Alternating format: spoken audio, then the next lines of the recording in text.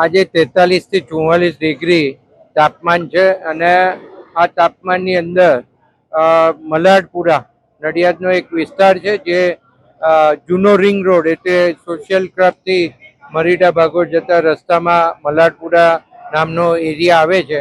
આ એરિયાની અંદર જૂના જે લાકડા હોય અને જૂના જે લોકોએ ઘર વેચી અને એની પીઢો ને એ બધું જે જૂનું અહીંયા ભેગું કરેલું એક જગ્યાએ ગોડાઉનની અંદર હતું, એમાં આગ લાગી અને આગ લાગવાના કારણે લાકડા જૂના હતા એટલે આ જોરો જે પકડાઈ અને એના કારણે આજુબાજુના ઘરોને પણ એ જોર લાગી અને આજુબાજુના 9 થી 10 ઘરો અત્યારે એવું દેખાઈ રહ્યું છે કે 9 થી 10 ઘરોને પણ આગ લાગી અને ભારે મોટા પ્રમાણમાં નુકસાન થયેલું છે. શરૂઆતની અંદર અહીંયાના બધા મેમ્બરો અને રહીશો જે અંદર ગેસના બોટલોથી માંડીને જે જલ્દી સળગે એવા સાધનો જે કંઈ હતા એ બધા બહાર કાઢી લેવામાં આવ્યા અને ત્યાર પછી ત્યાં સુધીમાં ફાયર બ્રિગેડ આવી ગઈ. ફાયર બ્રિગેડ લગભગ 8 થી 10 ફાયર ફાઈટરો સાથે એ આજુબાજુના વિસ્તારમાં આણંદમાંથી પણ મંગાવવામાં આવી. અહીં આગળ ડેપ્યુટી કલેક્ટર, મામલતદાર, અમારા ડેપ્યુટી કમિશનર આ બધા જ અહીં હાજર છે. પૂરો સ્ટાફ સરકારી અહીંયા હાજર છે અને લગભગ અત્યારે આ કંટ્રોલમાં આવી જવા લાગી છે.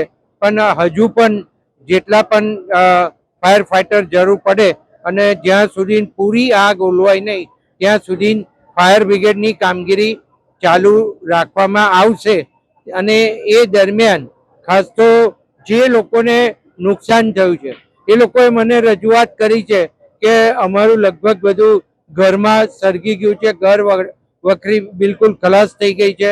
તો અત્યારે મેં ઉપર મુખ્યમંત્રી શ્રી ભૂપેન્દ્રભાઈ પટેલ સાહેબને ત્યાં વાત કરી અને એમને જે ચીફ રેવન્યુ સેક્રેટરીને સૂચના આપી અને અમે અત્યારે એ જેને નુકસાન થયું છે અને જેને રાહતની જરૂર છે એનું અહીંથી કોર્પોરેશન દ્વારા સર્વે કરવામાં આવશે. સાથે મામલતદારની ટીમ સાથે રહેશે અને ડેપ્યુટી કલેક્ટર શ્રીનું અહીંયા ઓબ્ઝર્વેશન રહેશે અને એમના નીચે આખી કામગીરી થશે અને ત્યારબાદ ઓબ્ઝર્વ કર્યા બાદ આનો જે સરકારમાં રિપોર્ટ કરવામાં આવશે અને સીએમ રિલીફ ફંડમાંથી આ લોકોને રાહત મળે એ પ્રમાણેની હું રજૂઆત કરવાનો છું.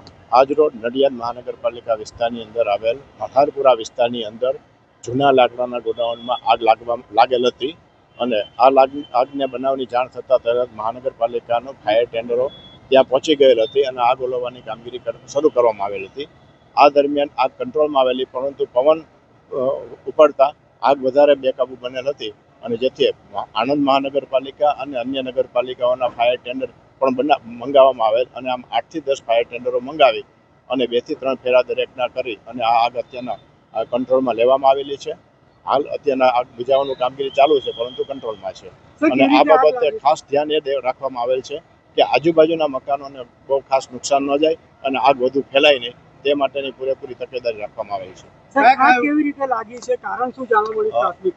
આગ સૂકા લાકડા હતા, જૂના લાકડા હતા અને ખૂબ જ ગરમી હોય તે કારણથી લાગેલ છે, પરંતુ વધુ તપાસ કરતા આ બાબતે કહી શકાય. સર, બાજુના મકાન જે આવેલું છે રહેણાંક, એમાં 2 ગેસના સિલિન્ડર પણ જાણવા મળ્યું છે આની અંદર. એ 2 ગેસના સિલિન્ડર અંદર છે એ જાણવા મળેલ છે. નીચેની સાઈડમાં જે ગેસના સિલિન્ડર હતા એ બહાર કાઢી લીધેલ હતા, પરંતુ આગને હિસાબે ઉપર જઈ શકાયેલ ન હતું. પરંતુ આના માટે ફાયર વિભાગ દ્વારા ખાસ તકેદારી લઈ અને આ સંપૂર્ણ મકાનને કુલ રાખવામાં આવેલ છે.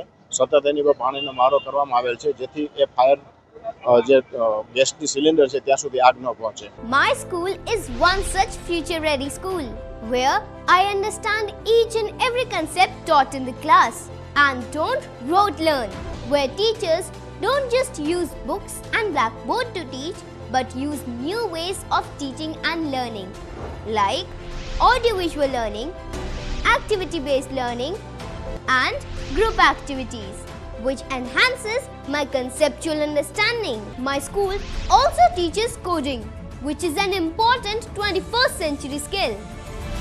Not just that, I get an opportunity to showcase my skill on a national platform. And with all this, I acquire important skills that make me future ready and confident. Would you also like to know where is my future ready school? Visit now and see for yourself.